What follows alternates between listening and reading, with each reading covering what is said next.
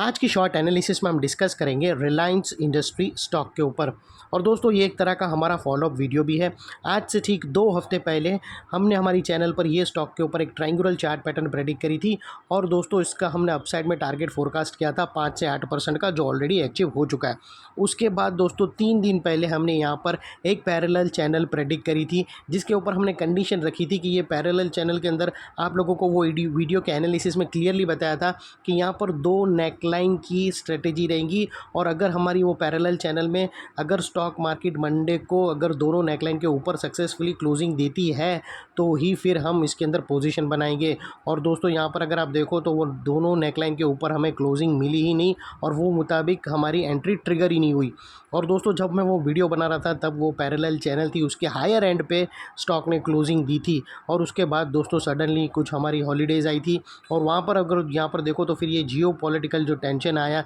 जिसके वजह से क्रूड ऑयल का प्राइस बढ़ गया और उसके वजह से दोस्तों खास जो ऑयल रिफाइनरीज कंपनी का है वो बहुत बड़ा उन लोग का नुकसान आया और उन लोग के अंदर एक बहुत ज़बरदस्त सेलिंग आई। और दोस्तों जो रिलायंस इंडस्ट्री का जो स्टॉक था वो पैरेलल चैनल के अपर एंड पे था, वो वहाँ से लोअर एंड पे भी आया और लोअर एंड को भी नीचे ब्रेक डाउन किया और उसके नीचे सक्सेसफुली हाई वॉल्यूम के साथ क्लोजिंग भी दिया। तो दोस्तों वो लिहाज से आज की जो एनालिसिस है रिलायंस इंडस्ट्री के ऊपर वो एक रेड अलर्ट एनालिसिस है और उसके हिसाब से दोस्तों जिस किसी को भी अगर फ्रेश पोजीशन बनाना हो रिलायंस इंडस्ट्री के अंदर तो वो अपने एडवाइज़र को पूछकर वेट कर सकता है। आपको रिलायंस इंडस्ट्री यहाँ पर भी कहें यहाँ से करंट लेवल से भी और भी अच्छे खासे डाउनसाइड लेवल पर मिल सकता है, क्योंकि यहाँ पर मल्टीपल नेगेटिव फैक्टर्स एक साथ ब्रेकडाउन हुए हैं। और सेकेंडली दोस्तों अगर किसी के पास ये पोर्टफोलियो स्टॉक लॉन्ग टर्म के लिए तो उन लोगों को डरने की ज़रूरत बिल्कुल भी नहीं है। स्टॉक ज़बरदस्त है, कंपनी जैसे ये चीज़ अनसर्टेनिटी है जो जियो पॉलिटिकल चीज़ के अंदर बनी है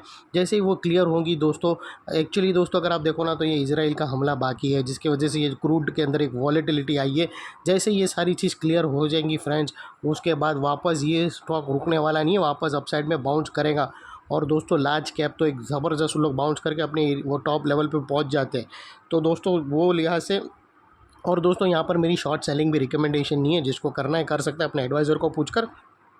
ना ही इसमें मेरी derivatives call put option future derivatives के अंदर भी नहीं है कोई रिकमेंडेशन और कैश के अंदर भी शॉर्ट सेलिंग की रिकमेंडेशन बिल्कुल भी नहीं है। यहाँ पर दोस्तों कुछ लेवल है जो ब्रेकडाउन हुई है और वो मैं बता सकता हूँ कि यहाँ पर और फर्दर कौन से एरिया पे ये स्टॉक जाकर अभी इसका नेक्स्ट स्टेशन कहाँ आएगा वो मैं आप लोगों से डिस्कस करूँगा। और दोस्तों अगर आप लोगों को चाहिए तो यहाँ पर आप देख सकते हो।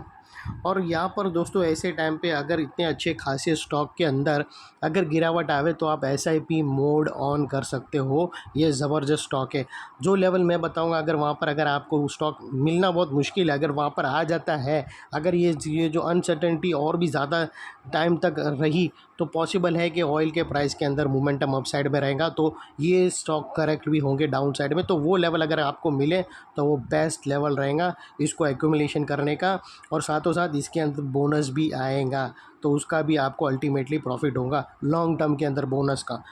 तो दोस्तों अभी आप लोगों को मैं बता दूं यहाँ पर कि हमने यहाँ पर अगर आप देखो ना ये पैरेलल चैनल थी फ्रेंड्स, ये पैरेलल चैनल थी जो हमने प्रेडिक्ट करी थी और ये उसके पहले दोस्तों यहाँ पर ये ट्रायंगुलर चार्ट पैटर्न थी जो हमने सबसे पहले प्रेडिक्ट करी थी और ये उसको हमने अपसाइड में कैप्चर किया था यहाँ तक।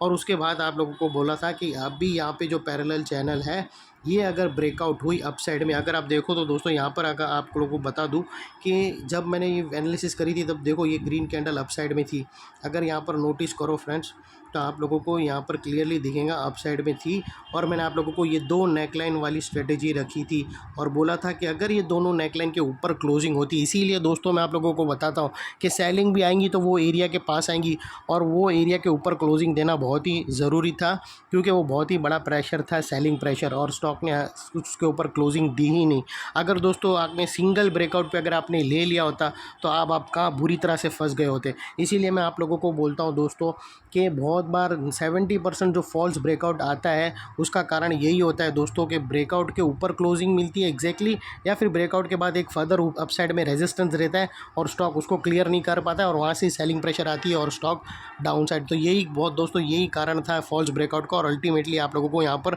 विटनेस भी हुआ होगा फॉल्स ब्रेकआउट का। हमने पोजीशन नहीं ली वो इसीलिए मैंने वो कंडीशन रखी थी। तो अगर आप देखो तो दोस्तों ये हमारी एक सेफगार्ड हुई, इसने हमें बचा दिया, इसने लालच तो दिखाया जो पहली पहली नेकलाइन ने हमें अच्छा खासा लालच दिखाया अपसाइड का, ये यहाँ तक जाएगा ऐसा सब बता दिया, लेकिन ये जो सेकंड नेकलाइन थी उसने हमें बचा लिया है और अल्टीमेटली ये एक फॉल्स ब्रेकआउट के अंदर टर्न हो गया। अभी बात कर लेते हैं आगे की। तो दोस्तों फ़िलहाल ये अपसाइड की कहानी अभी क्लोज़ है, अल्टीमेटली ये चीज़ है वो फ़िलहाल अभी पोस्टपोन्ड है। अभी बात कर लेते हैं क्योंकि ये डाउन साइड में, और हमेशा याद रखना कि पैरेलल चैनल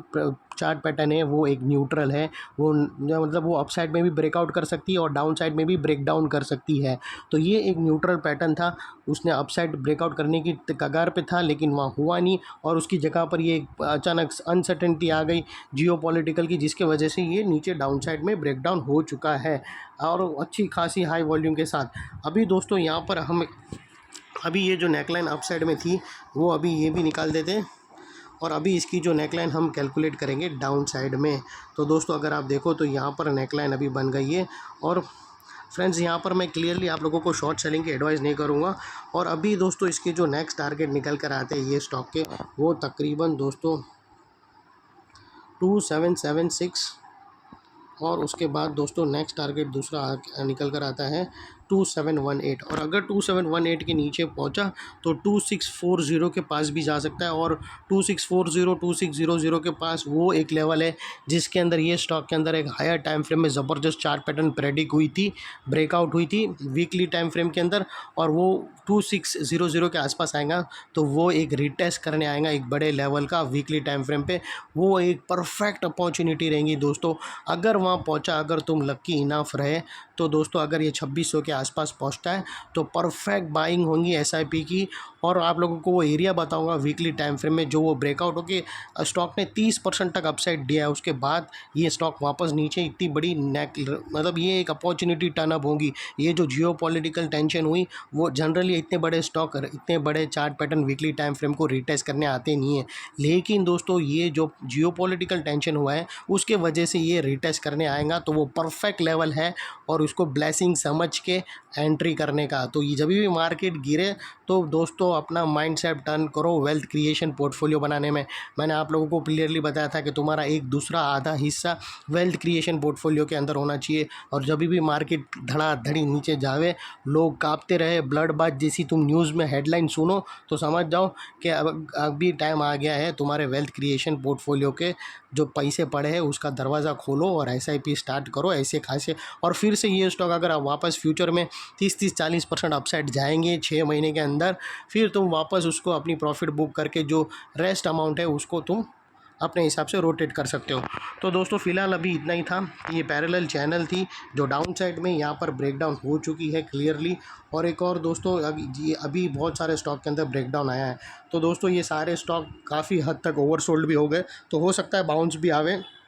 तो अगर बाउंस आएगा तो दोस्तों ये जो नेकलाइन का एरिया है, नेकलाइन के पास का ये एरिया अभी एक स्ट्रॉन्ग रेजिस्टेंस बनकर खड़ा है, और जैसे ही दोस्तों यहाँ पर अगर स्टॉक आएगा तो यहाँ पर जैसे ही ये स्टॉक मतलब जैसे इधर आएगा तो यही एरिया मतलब ये एक रेजिस्टेंस का काम करेगा और स्टॉक को डाउन साइड में धकेलेगा या साइडवे कंसोलिडेशन में। और दोस्तों अगर तुम लोग को स्टॉप लॉस रखना हो तो ये जो फर्स्ट ब्रेकआउट कैंडल जो नीचे ब्रेकडाउन हुई है ये वाली, उसके हाई के ऊपर तुम्हारा जो शॉर्ट सेलर का स्टॉप लॉस आना चाहिए क्लोजिंग बेसिस पे। यहाँ पर मैं स्टॉप लॉस दूंगा नहीं क्योंकि मेरा रिकमेंडेशन है नहीं शॉर्ट सेलिंग का, लेकिन बता रहा हूँ कि अगर ये जनरली रहेगा शॉर्ट सेलर्स का स्टॉप लॉस, तो इसके ऊपर अगर क्लोजिंग मिल गई